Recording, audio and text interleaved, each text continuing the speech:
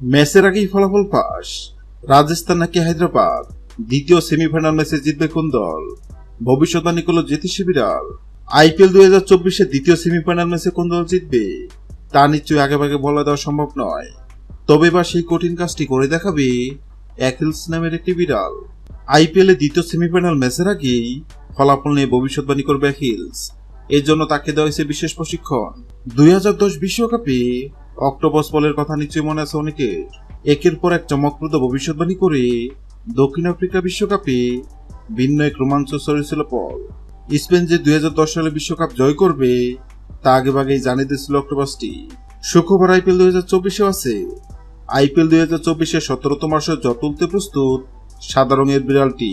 দবদবে সাদা নীল চোখের বিড়ালটি নামে অ্যাকিলস। নিবিড় যত্ন আর ভালোবাসা অ্যাকিলসের বেড়ে ওঠা বিশ্বের অন্যতম সেরা প্রাণী জাদুঘর সেন্ট পিটার্সবার্গের হামিটেজে। শালিক ত্রুটি নিয়ে জন্মায় অ্যাকিলসের। সৃষ্টিকর্তা তাকে দেননি শোনার ক্ষমতা, তবে আছে তীব্র অনুমান শক্তি। তা দিয়ে চমক দেখাতে চায় বিড়ালটি। কিন্তু কিভাবে? আইপিএল এর দ্বিতীয় সেমিফাইনাল ম্যাচ চলাকালীন অ্যাকিলসের সামনে 2 পাত্রে খাবার রাখা হবে। পাত্রের সঙ্গে লাগিয়ে রাখা হবে 2 দেশের পতাকা। অ্যাকিলস যে পাত্রে খাবার খাবে বোঝা যাবে সেদিন ওই ম্যাচে বিজয়ী হবে পাত্রের সঙ্গে রাখা যে দেশের পতাকা আছে দেশটি। গত 22 মাস শুরু হয়েছে আইপিএল এর 17তম আসর। আসরে দ্বিতীয় সেমিফাইনাল ম্যাচে কোন দল জিতবে? সেক্ষেত্রে অ্যাকিলস নামক বিড়ালের সামনে রাজস্থান ও হায়দ্রাবাদ নামক 2 পাত্রে খাবার রাখা হয়।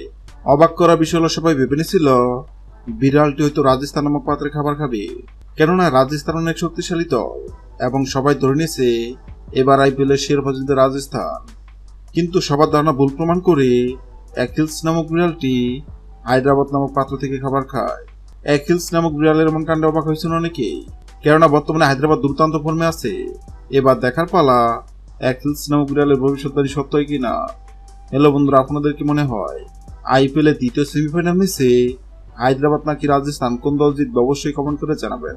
ভিডিওটি ভালো লাগলে লাইক দিবেন এবং সাবস্ক্রাইব আমাদের সঙ্গে থাকবেন। ভিডিওটি দেখার জন্য আপনাকে অসংখ্য ধন্যবাদ।